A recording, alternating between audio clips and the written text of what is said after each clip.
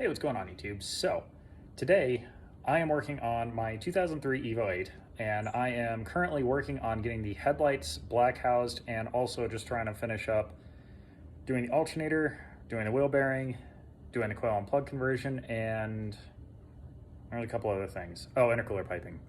So I'm trying to get all this stuff done, hopefully by this weekend. No real reason, just because it's been sitting in my garage for 2 weeks and I'd very much like to have it out. Currently, I am working on the headlights, trying to get them sanded down. I've had nothing but bad luck trying to get these stupid things done. The first time I did it, I didn't scrape off the clear coat, or the chrome. That was my fault, that was stupid. The paint ended up cracking, didn't work out. It was after like my third coat, so now I need to, I ended up sanding it down, getting all the paint stripped off and everything using some sort of Goo Gone kind of stuff. Worked out really well, got it pretty much wiped off with that. Sanded off all the clear coat, and not the clear coat, the chrome. And then I primed it, sanded it, primed it, sanded it, sanded it again, or no, primed it, sanded it one more time, and then I painted on the black. It came out a lot better this time, and currently this is where we're at. Okay, so currently we have some black paint on here. I mean, it's not perfect. I have like a run down here. Where else do I have one? I have one here. And then all of this just needs to be cleaned up. This needs to be painted again. Yeah, this is obviously, it's the first coat, so it's not going to be perfect, but just overall, it just needs to be touched up some more. So that is what I've been working on doing. Dealing with the wet sand. Using 1500 grit sandpaper to try and get it cleaned up. So I'll leave that guy right there for now. This is the one I just sanded. So you can see where I had a run down here and I cleaned that up. It's just working on getting it generally better than it was. So yeah, I will pick this up as soon as that's done sanding. Okay, so headlight sanded down. That task is done. All right, so next thing, we're gonna go back out to the garage. And this is where we stand with the project at hand. So currently, I still need to finish getting this fully assembled. The bolts on the wheel bearing are all torqued to spec, so those are all good. However, obviously, I still need to put on the brake disc. The dust thing needs to go on there still. Obviously, the brake caliper is sitting right there. Also needs to be powder coated. That'll be later. And then I need to put the camber bolts back into the coilover on there and make sure everything's all good. I didn't mark it beforehand, so I don't have to get it realigned. Hopefully it works out. Worst case, it doesn't. It's another $70. Don't really want to do it, but it probably will. What else do we have? Coil and plug kit is like halfway done. These are improperly spaced. It's not bolted down.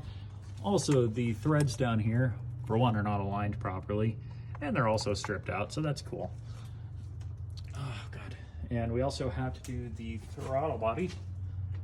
So the throttle body is all taken care of. It's all resealed. What I was dealing with before is the common issue of the shaft seals on there leaking. And it was causing a big enough boost leak to where I was only getting like 10 miles to the gallon maybe. Like, it was pretty bad.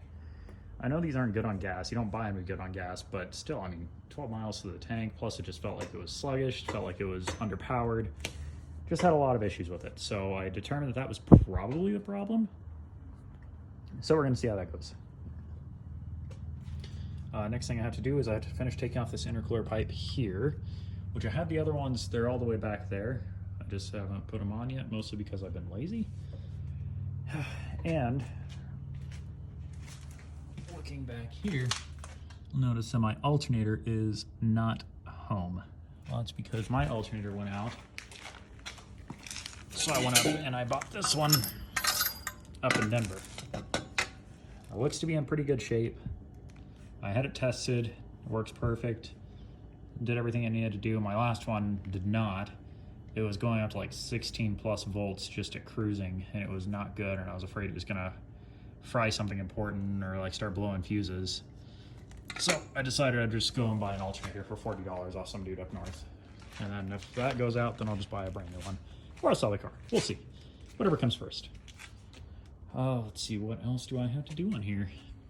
I had to finish putting lower intercooler pipe back on. I've been waiting on a coupler to come in because I bought all this intercooler piping off some guy up north as well for a pretty good price, but I think he either forgot or did not include the coupler going from the turbo to the lower intercooler pipe. Unfortunately, it's a very custom or very specialized shape, so I couldn't just buy one. I had to like specifically find it online, and I only found one retailer that sold it. Even the retailer that sells the intercooler piping itself didn't have it alone.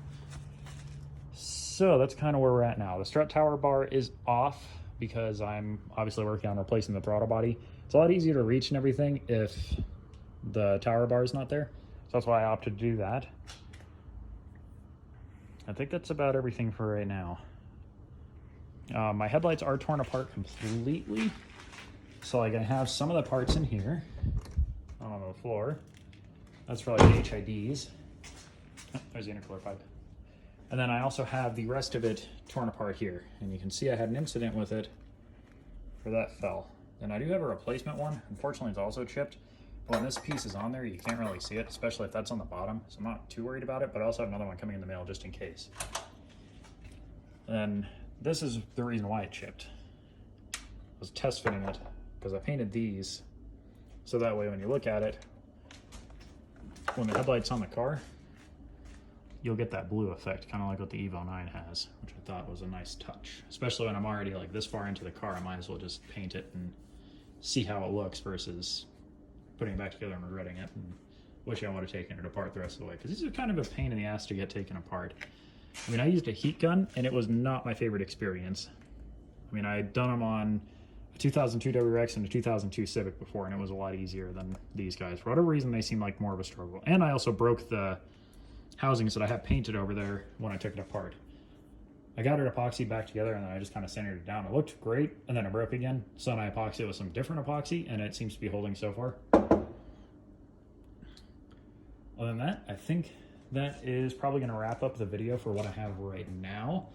I'm also shopping for bumper mesh. I have the top one on here, literally just held on a zip ties because I want to make sure everything's going to work for me there before I get it fully bolted down.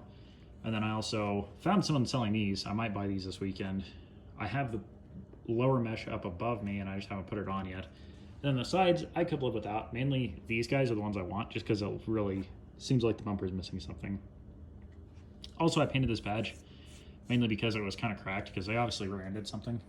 If you look there. And also the hood has a bend on it, which you'll see in a later video. But I mean, this, I just really wanted this painted to kind of mask the damage to it.